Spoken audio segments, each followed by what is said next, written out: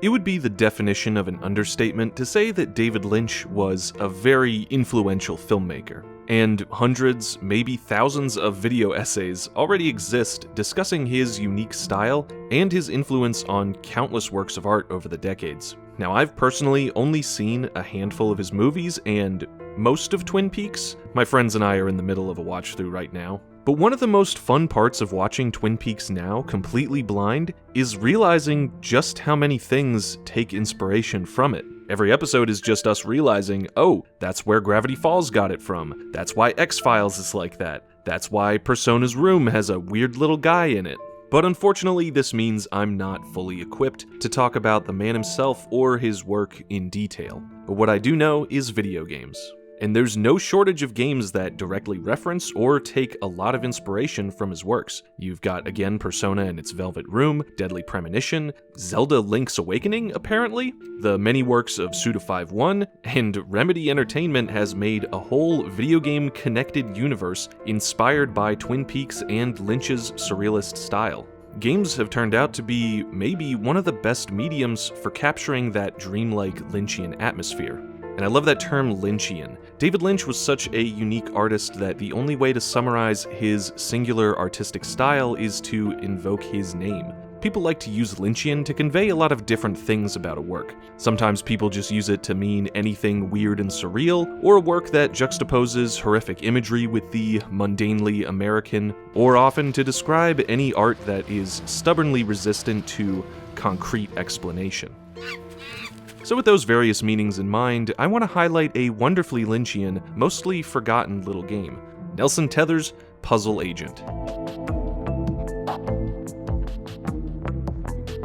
Puzzle Agent is a relatively early Telltale game, being released in 2010 before Telltale had any of those really big-ticket media licenses to their name. I mean, forget Walking Dead, Game of Thrones, or Guardians of the Galaxy. This is the Sam & Max, Homestar Runner, Bone era Telltale. Yeah, y'all remember Bone? I should reread Bone after this. It's also one of their more experimental titles. Telltale Games are known for having a very distinct art style and gameplay formula, cel-shaded cartoony visuals with inventory puzzles, dialogue choices, story decisions, and bad walking controls. Puzzle Agent, by contrast, has a unique style by cartoonist and animator Graham Annable, gameplay very close in design to a Professor Layton game, and a strange and eerie mystery story driving it all. You play as Nelson Tethers, an agent of the FBI's Puzzle Research Division. For the first time ever, he's being sent out on assignment. Presumably, he's had the cushiest job of all time up to this point, doing crosswords and playing Wordle every day while collecting a fat federal government paycheck. The game's puzzle completion screen has a good gag about that. It isn't enough for Agent Tethers to solve each puzzle, he needs to mail his solution back to headquarters to be approved, and you get to see exactly how many taxpayer dollars were wasted on every single silly puzzle. Nelson's assignment is to Scoggins, Minnesota, to investigate an incident at the Scoggins Eraser Factory, which of course, as any American knows, supplies all of the erasers for the White House. It's a very important place. Factory foreman Isaac Davner has mysteriously disappeared, and the factory itself is locked down with a bizarre lock that needs 3 gears to open. And of course, nothing in Scoggins is as it seems. No one seems to want to give you too much info on Isaac Davner. The sheriff and a creepy group called the Brotherhood of Scoggins seem hell-bent on stopping Agent Tether's investigation at every turn, and the townsfolk are weirdly into this local folklore about little gnomes called the Hidden People. And of course, like I said, this is basically a Professor Layton game, which means every single person in this town has a bizarre fascination with puzzles. My alternate title for this game would be Professor Layton and the Mysterious Death of Laura Palmer, in Fargo, by Stanley Kubrick. There's a compelling and eclectic blend of inspirations here. From Twin Peaks, it takes the idea of a fish-out-of-water agent uncovering a town's dark and inscrutable supernaturality, and combines it with the cold, quiet isolation and goofy Midwest accents of Fargo. And from both, it inherits a love of and fascination with small-town America and the little absurdities therein, which funnily enough pairs perfectly with gameplay that's mostly about talking to every oddball character in the game and helping them solve their fun little brain teasers. The game ditches a lot of puzzle adventure game conventions. You don't have an inventory, and thus inventory and item-based puzzles are not present here. Instead, the only real gameplay is found in the 40 or so isolated puzzles you'll find by interacting with people, places, and objects. The puzzles, unfortunately, are a little bit of a mixed bag. The logic and math puzzles are all generally great, though the rules can be a little vague. Thankfully, the generous chewing gum-based hint system is there if you get stuck. Yeah, unfortunately, the town is all out of gum, which is what Tethers needs to concentrate, so he just has to pick up already chewed gum wherever he can find it. The other main type of puzzles, probably about half of them, are more visual. Jigsaw puzzles, rotate the tiles to make a path, other really basic kinds of drawing puzzles. These are usually way too easy and not very interesting, or they're way too hard and annoying. Like this one, where the way the pieces fit together is extremely unintuitive and you pretty much just have to stumble through on pure luck. And sometimes the explanations leave a little to be desired. This is one of the only real overall problems I had with this game. It's the fact that the puzzle difficulty is so all over the place.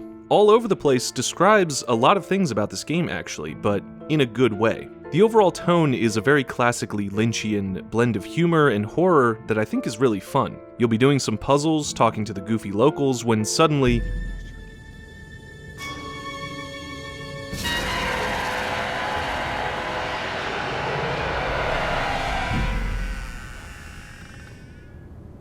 As it turns out, the hidden people are real, and they're just literal cartoon gnomes with big pointy hats and beards and everything. But I love how the game and the main character treat them how you would actually treat something like this in real life. You'd fucking scream your head off. At least that's how I'd react. And I mean, hey, you want Lynchian. To me, this scene feels straight out of Mulholland Drive.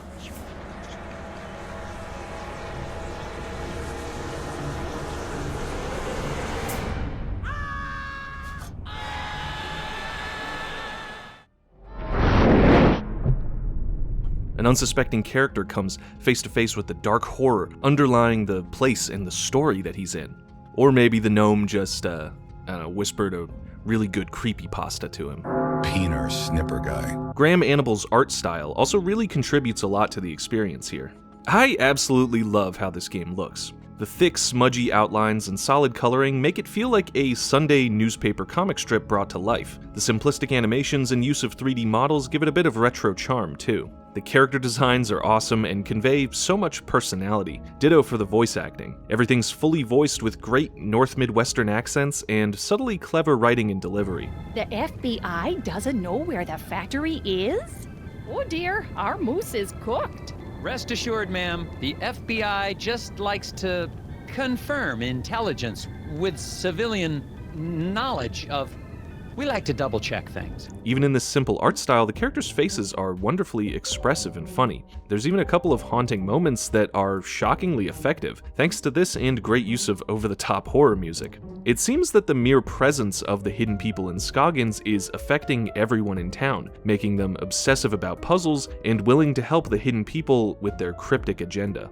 Now, before I spoil the ending of Puzzle Agent, I wanted to take a quick look at Graham Annable, the creative mind behind the concept, story, and art of Puzzle Agent. Graham Annable has had a long and prolific career. He was an animator for LucasArts in the 90s, a creative director for Telltale Games in its early days, and most notably was a storyboard artist for every single movie by Laika, except for Box Trolls, which he co-directed. And according to the credits and this making of featurette made by Telltale Games, Puzzle Agent is not just Annable's brainchild, but is based on his existing comic, Grickle. Now, I had never heard of Grickle, and it still managed to subvert my expectations. The art style had me expecting a book of Sunday funnies. Instead, I found existential dread in comic form. It's a series of unconnected stories with the look and pacing of newspaper comics, but much longer and often without any jokes at all. Some are darkly comedic, but others are just plain sad. There's one about two guys throwing rocks at a frog. One's hesitant to join in, but when he does, becomes disturbingly committed to putting the frog out of its misery. There's one where Old Man River peacefully shepherds a whole town of people to their dooms. And my favorite, Wee Man. One day, quite suddenly, Wee Man appeared. Our protagonist takes Wee Man in, who does nothing except draw, eat, and bathe. Until one day, Wee Man abruptly stops creating. At Wee Man's request, the man takes him to the ocean, gives him a cupcake, and Wee Man runs away. I was glad to have known Wee Man. I'm left at the end of many of the stories genuinely pondering what the joke was, what the point was, what was Graham Annable trying to say here? And I think the answer a lot of the time is, the point is whatever you take away from it. Wee Man could be a dead loved one or a pet, he could be one's passion for a creative pursuit that fades over time, or he could be a silly little guy who eats cupcakes and draws. It doesn't really matter.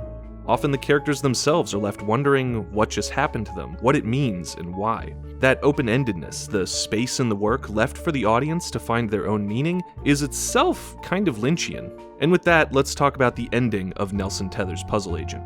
With the hidden people now working against him and being haunted by strange visions of astronauts in outer space, Agent Tethers manages to gather all 3 gears needed to unlock the Eraser Factory. And after entering the factory and solving a few final puzzles, he goes in and finds Isaac Davner. And there, well, I'll let you see for yourself.